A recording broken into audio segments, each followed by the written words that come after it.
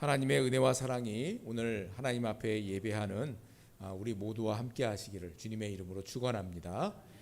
오늘은 분별의 지혜가 필요한 시대, 분별의 지혜가 필요한 시대라는 제목으로 말씀의 은혜를 나누도록 하겠습니다.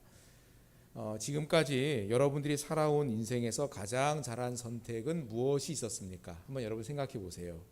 내 인생에서 내가 가장 잘한 선택 뭐가 있겠나? 잘 생각해 보십시오. 내 인생에서 어떤 분 이런 얘기합니다.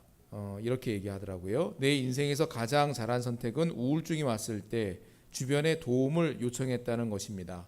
덕분에 12주간의 테라피를 마쳤고 동시에 항우울제도 복용하면서 내 본래 모습을 찾았습니다.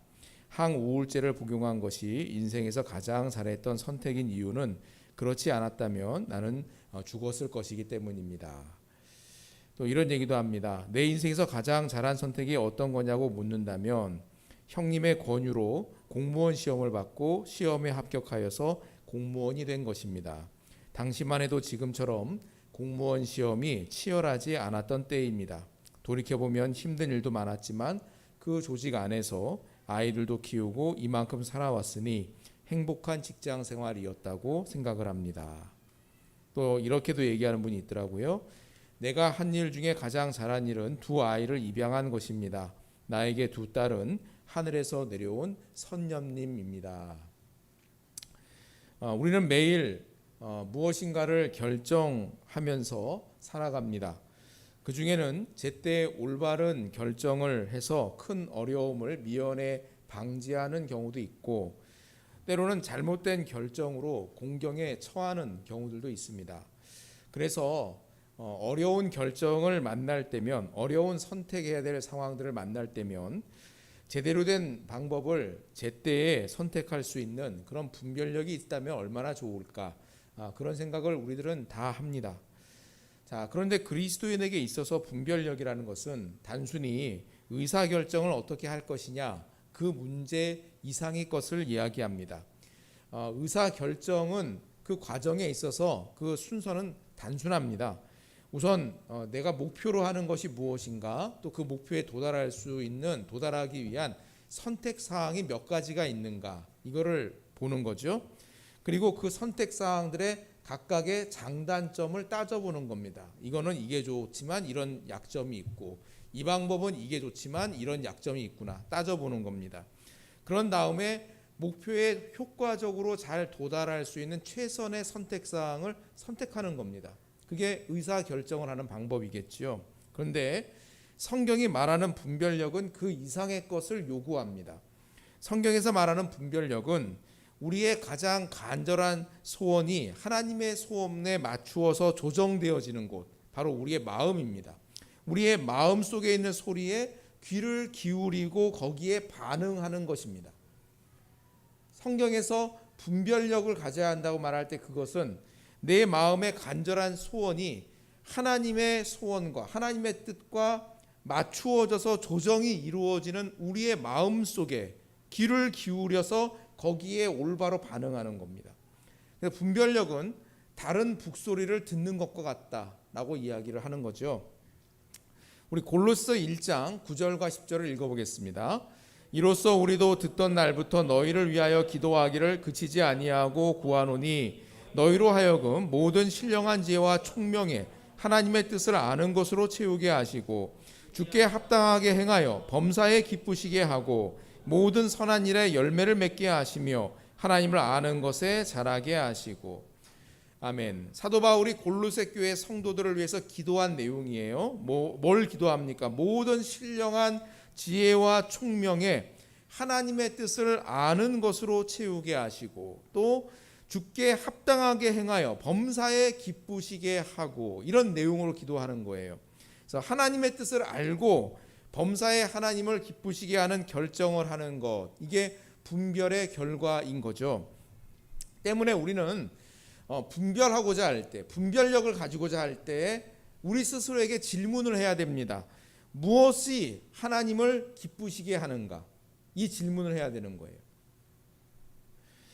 분별하기 위해 힘쓸 때 내 마음속 충동과 동기를 무엇을 하고자 하는 그 이유와 동기를 꼼꼼하게 살피고 우리 자신과 다른 사람들을 향하신 하나님의 사랑과 긍휼로부터 이것을 우리를 멀어지게 하는 결정사항은 무엇인지, 또 반대로 하나님께 가까이 가도록 만드는 결정사항은 무엇인지를 선택한 중에서 분별하고 골라내고 살펴서 선택하는 겁니다. 이게 분별력에 필요한 과정들인 거예요. 그래서 분별할 때 필요한 것이 영적인 민감성입니다. 영적 민감성. 이게 굉장히 중요한데요. 하나님과의 관계에서 우리가 성장하면 성장해 갈수록 우리의 영적 민감성이 발전하여서 예민해집니다. 영적인 민감성이 성장해 가는 거예요. 그래서 분별력도 거기에 맞춰서 자라게 되어져 있어요. 그래서 여러분 속된 말로 촉이 있다고 그래요. 촉. 여성들은 촉이 있다면서요. 그런데 하나님과의 관계 안에서 성장하면 성장할수록 영적인 민감성이 자라는 겁니다. 그래서 영적인 민감성이 그렇게 자라면 거기에 따라서 분별력도 성장해 가는 겁니다. 반대로 그래서 분별력은 타고나는 게 아니에요. 타고나는 게 아니라 훈련으로 자라가는 거예요. 반면에 우리가 이 영적 민감성, 하나님과의 관계 이런 것들을 무시하면 하나님과의 관계에서 자라지 못하고 막히게 될 때 우리의 영적인 민감성은 영적인 둔감으로 바뀝니다. 영적 둔감. 그리고 그게 더 악화가 되면 영적 불감증으로 갑니다. 이게 치면 우리의 감각이 살아있으면 여기 뭐 자극이 있구나 알잖아요. 그죠? 근데 영적으로 둔감해지면 이게 약간만 영적으로 민감할 때는 살짝만 쳐도 뭐가 있구나 느껴지는데 둔감하면 아무리 세게 치지 않으면 모르는 거예요. 그리고 불감증이 오면 아무리 세게 쳐도 모르는 거예요. 오늘 본문에서 우리가 지금 계속 사무엘상을 묵상하면서 요즘 주인공으로 우리가 묵상하는 인물이 누구예요? 사울왕이에요. 사울왕에 대해서 우리가 계속 묵상하고 있어요. 근데 영적으로 이 퇴보를 하여서 상황을 제대로 분별하지 못하고 엉뚱한 결정을 하는 사울왕을 오늘 본문에서 만나게 됩니다. 오늘 본문에서 이스라엘은 강력한 블레셋과 대치하고 있는 상황입니다. 이스라엘 군대는 두려움에 빠져가지고 도망가거나 숨어버리고 사울왕과 함께 남아있는 군사가 불과 600명밖에 되지 않는다. 지금 상황이 그런 상황 가운데 처해 있어요. 그런 상황 속에서 대담한 믿음을 가졌던 사울왕의 아들 요나단이 담대히 앞으로 나가서 블레셋을 선제 공격을 시작하면서 이스라엘이 블레셋을 물리칠 수 있는 기회를 맞이하게 되는 그런 상황인 겁니다. 역습의 기회가 생긴 거예요.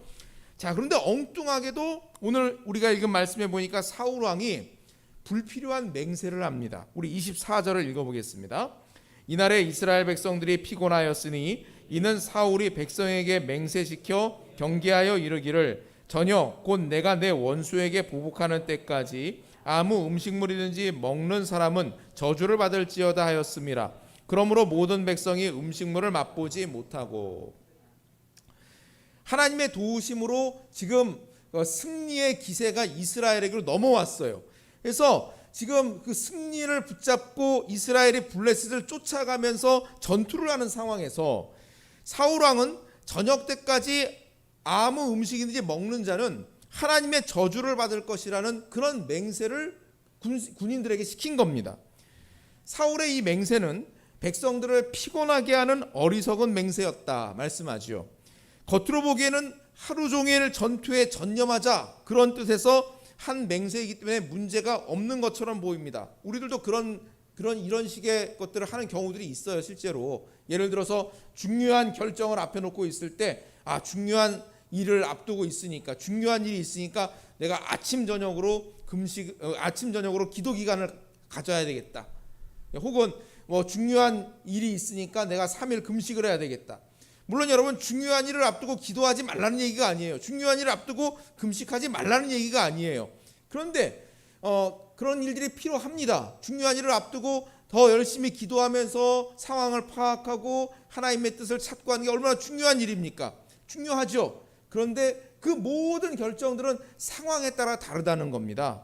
지금 이 상황은 어떤 상황이에요? 전투 상황이에요.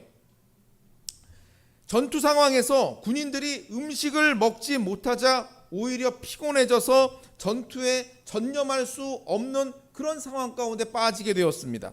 특히나 전투가 벌어진 에브라임 산지에는 야생꿀이 많았어요.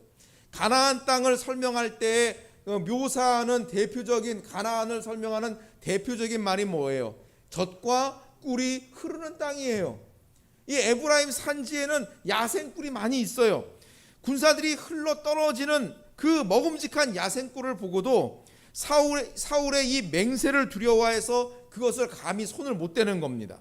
반면에 아버지 사울이 한 맹세를 알지 못했던 요나단은 숯불 속에서 발견한 꿀을 찍어 먹어보이고 눈이 밝아졌다고 그랬어요. 요나단의 말과 행동은 아버지 사울의 어리석음을 드러냅니다. 우리 29절과 30절을 읽어보겠습니다. 요나단이 이르되 내 아버지께서 이 땅을 곤란하게 하셨도다.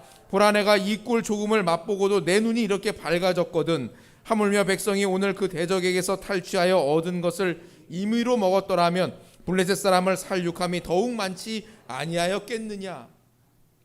여러분, 우리도 흔한 말로 당 떨어졌다 뭐 이런 표현 하잖아요. 일하다가 좀 힘들어지면 아유 당 떨어져 안 되겠네 하면서 사탕도 하나 먹든지 아니면 믹스 커피라도 한 잔 마시면서, 그러면 이제 당이 들어가면 어떻게 돼요? 지금 이렇게 몸에 힘이 나잖아요. 그렇죠? 에너지가 나옵니다. 그런 것처럼 요나단이 꿀을 찍어 먹었더니 눈이 밝아졌다는 거예요. 눈이 밝아졌는데 탈취한 것들을 임의로 먹으면서 전쟁을 했더라면 더 많은 승리를 거두었을 텐데 하면서 요나단이 한탄을 합니다. 더 나아가서 이 사울의 맹세는 백성들이 죄를 짓게 만드는 위험하기 짝이 없는 그런 맹세였습니다. 우리 31절과 32절을 읽어보겠습니다. 그날의 백성이 믹마스에서부터 아얄론에 이르기까지 블레셋 사람들을 쳤으므로 그들이 심히 피곤한지라 백성이 이에 탈취한 물건을 달려가서 양과 소와 송아지를 끌어다가 그것들을 땅에서 잡아 피채 먹었더니, 사울의 맹세 때문에 전쟁하는 동안 음식을 먹지 못한 군인들 하루 종일 굶은 거예요. 맹세가 끝나는 저녁 시간이 되자마자 이 배고픔을 참지 못하고 짐승들을 피채 잡아서 먹었다는 겁니다. 피는 생명을 상징하는 것이기 때문에 하나님께서는 일찍이 이스라엘 백성들에게 짐승을 피채 먹지 못하도록 그렇게 규정을 정해 놓으셨습니다.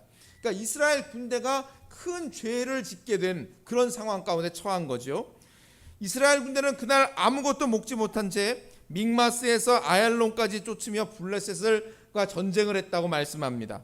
믹마스에서 아얄론까지, 아얄론은 블레셋의 변방에 있는 마을이에요. 거기까지의 거리가 약 20km입니다. 20km의 먼 거리를 그냥 그 먼 거리를 음식도 먹지 못한 채 블레셋을 추격하면서 싸웠으니 심신이 극도로 피곤해졌다는 것은 보나마나 뻔한 것 아니겠습니까? 때문에 이스라엘 군대는 허기를 채우기 위해서 짐승을 잡아서 피채 먹는 그런 죄를 짓게 됩니다.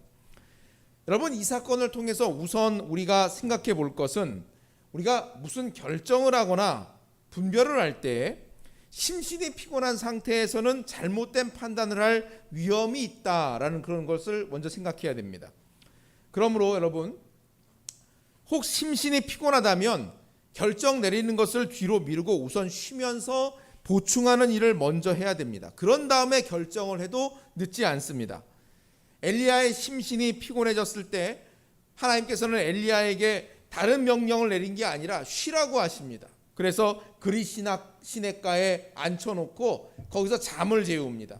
깨어나면 까마귀가 먹을 것을 날라다줘서 그걸 먹게 하고 또 잠들게 하고 또 까마귀가 날라다가 음식을 해서 먹게 하고 쉬고 먹고 쉬고 먹고 그걸 반복한 후에 엘리야가 기력을 회복하니까 그제서야 하나님께서 엘리야에게 새로운 명령을 말씀하십니다. 이처럼 우리의 영성은 우리의 몸과 마음과 연결이 되어져 있어요. 유기체적으로 연결되어져 있습니다. 때문에 무엇을 분별하거나 결정하고자 할 때, 특히나 그 결정이 중요한 결정일수록 우리의 몸이 지나치게 연약한 상태에서 결정하지 않도록 조심할 필요가 있습니다. 이스라엘 군대는 사울 왕의 불필요한 맹세 때문에 심신이 극도로 피곤해졌고 그 결과 고기를 피채 먹는 죄를 짓게 됩니다. 이러한 사울의 영적 불감증은 하나님께 순종하지 않고 자신의 전권을 휘두른 죄로부터 기인한 겁니다. 블레셋과의 전투를 시작하면서 사무엘을 기다리지 못하고 스스로 제사를 드렸던 그의 조급증은 사울의 심령이 어떤 상태였는지를 잘 드러내는 증거입니다. 오늘 본문에서 사울은 블레셋을 내 원수다 이렇게 부르거든요. 우리 24절을 다시 한번 읽어보겠습니다. 이날에 이스라엘 백성들이 피곤하였으니 이는 사울이 백성에게 맹세시켜 경계하여 이르기를 전혀 곧 내가 내 원수에게 보복하는 때까지 아무 음식물이든지 먹는 사람은 저주를 받을지어다 하였음이라. 그러므로 모든 백성이 음식물을 맛보지 못하고. 사무엘상 14장 6절에서 요나단은 블레셋을 향하여서 저 할례 받지 못한 자들 이렇게 불렀거든요. 그런데 사울 왕은 블레셋을 24절 말씀에서 뭐라고 불러요? 내 원수다 이렇게 부르고 있습니다. 사울 왕은 블레셋을 개인적인 원수로만 그렇게 보고 있는 겁니다. 그럴 수밖에 없는 것이 블레셋과 대치하는 중에 사무엘을 기다리지 못하고 제사를 드렸잖아요. 그것으로 말미암아서 하나님의 법을 어기고 큰 책망을 듣습니다. 그리고 왕권마저 빼앗길 것이다라는 그런 예고를 이 사울 왕이 들어요. 그러니까 종로에서 뺨 맞고 한강에서 눈을 긴다고 말이죠. 블레셋의 자신의 그 분한 마음이 블레셋 때문이다 이렇게 생각하고 엉뚱한 곳에 지금 화풀이하는 그런 마음으로 대하고 있는 겁니다. 자기 체면이 백성들의 복지보다 더 중요하게 보일 만큼 자기 중심적이고 충동적인 그런 군주의 모습을 보여주고 있습니다. 이러한 사울의 모습은 모두 하나님을 떠난 자가 드러내는 영적 불감증에서 기인한 것입니다. 여러분, 그렇다면 어떻게 하면 분별력 있는 사람이 될 수 있겠습니까? 분별력을 훈련하는 것은 매우 다양합니다. 그런데 오늘 말씀에 등장하는 사울을 반면교사 삼아가지고 어떻게 우리가 분별력을 훈련할 수 있겠는지 세 가지 측면에서 생각해 볼 수 있을 것 같습니다. 첫째는 여러분, 자기 중심성에서 벗어나야 됩니다. 따라해 봅시다. 자기 중심성을 벗어나자. 여러분, 사울이 실패한 이유가 뭔가요? 사울 왕이 어쩌다가 이렇게 분별력 없는 어리석은 결정들을 해서 이스라엘 군대를 피곤하게 하는 그런 군주가 되었습니까? 그 배경에는 사울 왕의 자기 중심성이 작동을 하고 있습니다. 이방 국가의 왕은 절대 권력을 행사하는 자리였지만 이스라엘 왕은 그럴 수가 없습니다. 이스라엘의 참된 왕은 오직 하나님 한 분뿐이시고요. 때문에 이스라엘 왕은 하나님의 뜻을 받들어서 그 하나님의 뜻을 위임받아서 통치하는 그런 자리입니다. 때문에 이스라엘 왕은 자기 마음대로 백성을 다스리는 게 아니라 하나님의 뜻에 합하게 다스려야 될 책임이 있는 겁니다. 그런데 사울 왕은 왕으로 지명을 받은 때부터 함량 미달의 순종을 반복해 왔습니다. 이러한 결과는 왕의 권위가 하나님께로부터 나온다. 이것을 잊은 채 자기 힘으로 자기의 자리를 보존하려는 욕심 때문에 벌어진 일입니다. 하나님을 하나님으로 인정하지 않고 자기 결정과 자기 힘으로 왕권을 유지하려고 하니 제대로 분별하지를 못하는 겁니다. 근데 이거는 사울 왕만 그런 게 아니라 우리도 다 마찬가지예요. 성경이 우리들에게 얘기하는 게 뭐예요? 모든 것들이 하나님께로부터 왔다라는 거예요. 모든 것이 하나님께서 우리에게 부여하신 것이고, 그러므로 우리는 선한 청지기로서 그 모든 것들을 하나님의 선하신 뜻대로 관리하고 하나님의 선하신 뜻대로 사용해야 된다. 성경이 우리에게 강조하는 청지기 정신 아닙니까? 그런데 우리의 마음은 그 말에 말로는 동의를 할지 모르지만 행동으로는 엉뚱하게도 사울처럼 행동하는 경우가 많습니다. 그래서 우리의 가정도 나의 것이고 우리의 자녀들도 나의 자녀들이고 내가 땀 흘려 이루어낸 이 모든 것들이 다 뭐예요? 내 거다. 그런 마음들이 우리 마음을 자꾸만 좌지우지합니다. 내 거니까 내 마음대로 해야 될 것 같고 내 마음대로 이것들을 이루어 가야 될 것처럼 그런 생각들을 하는 거예요, 여러분. 그래서 제대로 분별이 되지를 않는 겁니다. 이번에 손흥민 선수가 영국 프리미어 리그에서 아시아 선수 최초로 득점왕 됐죠. 여러분 그 소식 들었죠? 대단한 선수 아닙니까? 가끔 유튜브의 그 알고리즘에 의해서 손흥민 선수의 그 축구하는 그 골을 넣는 명장면 편집해 놓은 게 가끔 저한테 뜨는 경우들이 있어요. 그래서 가끔 보면은 기가 막힌, 어떻게 이렇게 축구를 잘할 수가 있나 싶을 만큼 기가 막힌 선수입니다. 여러분, 축구뿐만 아니라 모든 팀 스포츠에서 뛰어난 선수들은 자기 자신만을 생각하지 않습니다. 자신의 위치와 역할만 생각해서는 결코 좋은 점수를 만들어낼 수가 없습니다. 뛰어난 선수는 자신이 공을 잡는 동시에 다른 동료 선수들이 어느 위치에 가 있는지를 이미 다 파악하고 있습니다. 사방에 있는 선수들이 나와 함께 어느 위치에서 어떻게 움직이고 있는지를 이미 다 파악하고 있어요. 눈빛만으로도 무엇을 해야 하는지 사인을 주고받으면서 팀 플레이를 이루어 갑니다. 그래야 좋은 결과를 만들어낼 수 있는 것 아닙니까? 공을 잡은 선수가 자기 중심성에 빠져가지고요, 다른 선수들은 쳐다보지도 못하고 자기 앞에 있는 것만 처리할 게 급급해 있으면 결코 팀 플레이를 할 수가 없는 겁니다. 그리스도인은 나 중심에서 하나님 중심으로 중심축을 바꾼 사람입니다. 하나님께서 내 마음의 중심에 계실 때, 예수 그리스도의 주 되심을 고백하며 힘써 따를 때 내 모든 일상의 일들은 하나님과 연합하여서 행하는 일들이 되는 겁니다. 여러분, 위치가 바뀌면 보이는 게 달라집니다. 위치가 달라지면 내 눈에 보이는 게 달라져요. 나 중심일 때는 결코 보지 못했던 것들이 예수 그리스도 중심으로 중심축이 바뀌면 보이기 시작합니다. 그럴 때 분별력이 생기는 거예요. 나는 나 중심에서 하나님 중심으로 중심축을 바꾼 사람입니까? 여러분 어떠세요? 그리스도인은 마음의 중심을 예수 그리스도께 내어드린 사람입니다. 분별력을 기르려면 자기 중심성을 벗어나야 돼요. 나 중심에서 하나님 중심으로 바뀌어야 되는 겁니다. 두 번째로 어떻게 분별력을 기를 수 있습니까? 사명에 집중해야 되는 겁니다. 이스라엘 왕의 사명은 처음부터 블레셋을 물리치고 이스라엘을 하나님의 뜻에 합하도록 다스리는 거였습니다. 사울왕이 이러한 자신의 사명에 집중했다면 흔들림 없이 자신의 자리를 잘 지켜갈 수 있었을 것입니다. 나의 사명이 무엇인지 분명히 알수록, 목표가 분명할수록 어려움과 방해물을 극복할 확률이 높아집니다. 반대로 사명이 흐리면, 사명의식이 흐려지면 방해물 앞에서 쉽게 꺾일 가능성들이 있습니다. 오늘 내가 힘써 붙들어야 될 나의 사명은 무엇입니까? 사명이 분명한 사람은 자신의 앞에 놓인 것이 이게 유혹인지 기회인지 그거를 분별할 수 있게 되는 겁니다.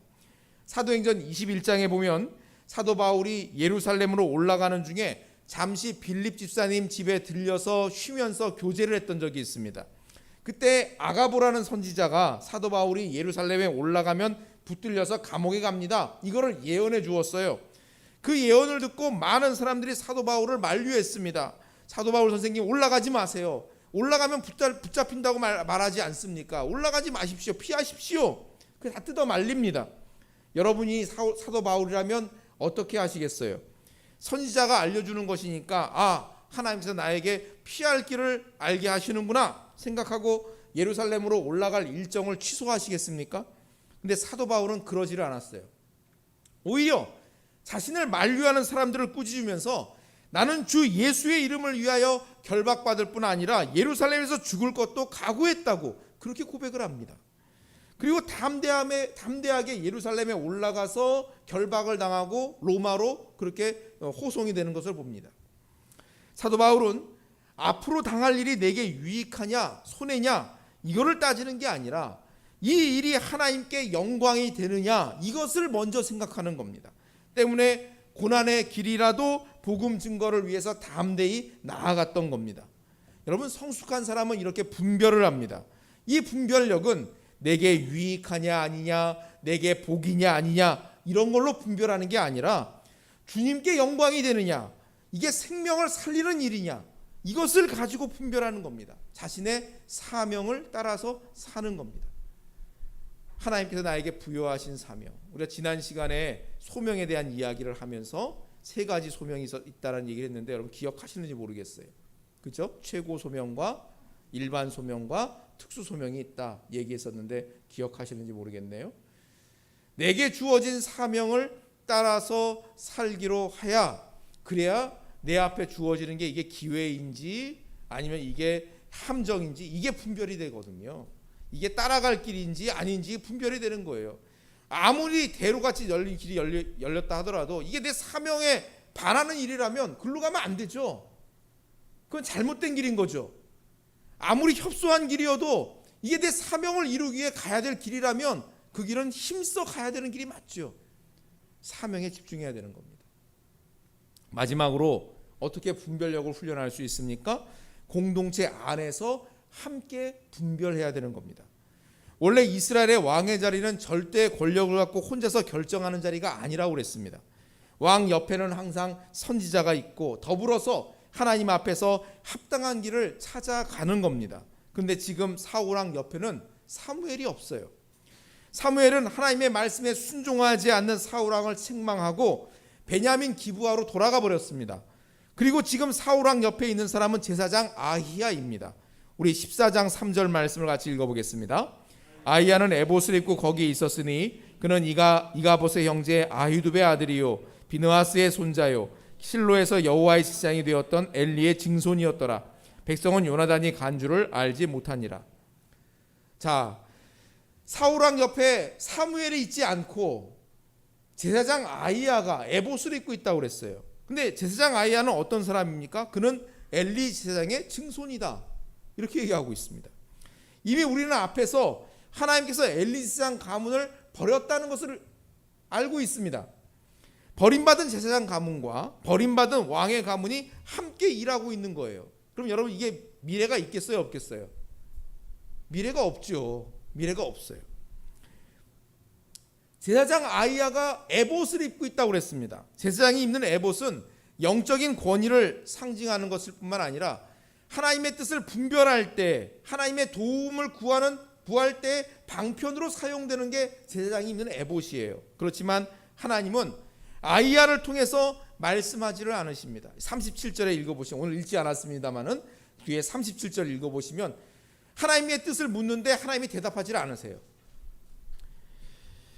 3절 오늘 읽은 말씀 마지막에 백성은 요나단이 간 줄을 알지 못하니라 라는 구절이 있는데 그 백성에는 사울왕도 포함되어져 있는 겁니다. 이렇게 사울왕은 계속하여서 영적으로 어두운 상태에 그렇게 머물러 있는 것을 봅니다. 여러분, 공동체 안에서 분별을 해야 된다는 것은요, 단지 결정을 할 때 함께 해라 그런 의미가 아니에요. 요즘 집단지성이다라는 말이 있잖아요. 혼자 생각하고 결정하는 것보다 여러 명이서 협업을 해가지고 함께 생각하고 결정하면 더 좋은 결정을 할 수 있다 해서 집단지성 얘기하는데, 분별할 때 공동체 안에서 함께 분별하라는 얘기는 집단지성을 사용해라는 그런 의미가 아닙니다. 공동체 안에서 서로 질문을 함으로 우리의 마음 중심을 점검하기 때문에 분별이 가능해진다는 그런 뜻이에요. 공동체 안에서 그 결정하는 사람에게 공동체가 함께 질문을 던져주기 때문에, 그래서 내 마음의 중심을 점검할 기회가 갖게 되고 그래서 분별이 가능하다라는 그런 얘기입니다. 막연한 두려움이나 은밀히 투영된 욕망들이 공동체의 질문을 통해서 다 걸러지는 거예요. 그래서 뭔가 결정하려는 사람에게 함께 믿음 생활을 하는 지체들이 질문하는 거예요. 왜 그렇게 결정을 했는지, 왜 그런 선택을 했는지, 그런 선택을 통해서 얻고자 하는 게 무엇인지, 그걸 통하여서 어떤 결론을 도달하기를 원하는지, 목표가 무엇인지, 언제까지 그걸 할 것인지, 이런 여러 가지 질문을 통하여서 내 마음 가운데 있는 두려움들이나 혹은 어떤 은밀한 자신의 욕망들이 투영되었다면 그런 것들이 그런 공동체의 질문을 통해서 걸러지는 겁니다. 이것은 하나님 앞에 서 있는 온전한 공동체만이 그렇게 줄 수 있는 일종의 청문회와도 같은 그런 내용들이죠. 그런 측면에서 여러분, 믿음의 공동체가 영적으로 성장해가는 것들이 얼마나 중요한지 몰라요. 믿음의 공동체라는 것은 우리 개개인 한 사람 한 사람들이 연합한 것 아닙니까? 그러니까 우리 한 사람 한 사람들이 영적으로 성장해 가는 것이 공동체 전체 안에서 얼마나 유익이 되는지를 몰라요. 그게 나 자신의 유익일 뿐만 아니라 옆에 있는 다른 지체들에게도 하나님의 뜻을 반영하고 투영할 수 있는 좋은 기회들을 주기 때문에 함께 우리가 더불어서 성장해 가는 것은 믿음의 공동체, 그 공동체가 하나님 앞에 온전히 서 있는 공동체일수록 그건 더없이 중요한 자산이 된다는 걸 볼 수가 있습니다. 그런데 많은 경우 어떻습니까? 믿음의 공동체, 우리 교회를 포함해서요, 이 땅에는 많은 공동체가 우리가 한 믿음의 공동체입니다. 말은 그렇게 하지만 결정은 어떻게 해요? 혼자 알아서 해요. 혼자 알아서 하고, 저 이렇게 하려고 하니까 저를 위해 기도해 주세요. 기껏 해야 믿음의 공동체에 헌신되어 있다는 사람조차도 결정은 혼자 하고, 이렇게 했으니까 저를 위해 기도해 주세요, 이 정도 얘기해요. 그 말은 뭐예요? 우리가 공동체, 말은 공동체라고 얘기하지만 공동체에 헌신하지 않고 있다는 얘기예요. 여러분 한번 생각해 보세요. 혼자서 그냥 전전긍긍하고 결정하는 것보다 신실한 믿음의 공동체가 서로를 깊이 사랑하기 때문에, 어떤 헐뜯거나 질투 때문이 아니라 그 결정을 앞둔 사람을 사랑함으로 말미암아서 그를 위해 간절히 기도하며 그에게 질문을 하는 거예요. 그 질문을 통해서 그 마음 가운데 감추어져 있는 은밀한 욕망이나 두려움이나 그런 것들이 있어서 잘못된 결정을 하고 있는 것이 아닌지를 점검을 해주는 거예요. 그걸 통하여서 하나님의 선하신 뜻이 분명하게 드러나게 되어지고 더 나은 결정과 더 나은 선택을 할 수 있도록 도와주는 거예요. 그런 믿음의 공동체 얼마나 매력적입니까? 말씀을 맺으려고 합니다. 우리는 매일의 생활 속에서 크고 작은 일들을 결정하며 삽니다. 우리의 인생은 이렇게 일상의 결정들의 총합으로 이루어져 갑니다. 때문에 매 순간 더 나은 선택, 더 올바른 선택, 하나님이 기뻐하실 그런 선택들을 하기를 힘써야 되는 겁니다. 어떻게 그렇게 분별력을 기를 수 있겠습니까? 나 중심에서 예수 그리스도 중심으로 중심축을 바꿔야 됩니다. 나에게 맡겨주신 사명에 집중해야 됩니다. 공동체 안에서 함께 분별하기를 힘써야 됩니다.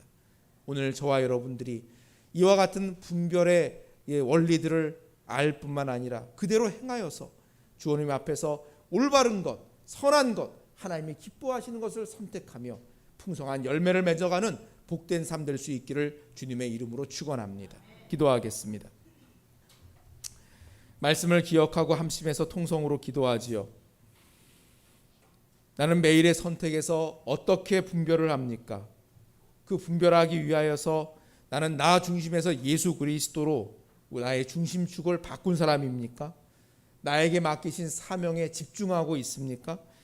나는 공동체 안에서 함께 분별할 정도로 그렇게 공동체에 헌신되어져 있는 사람입니까?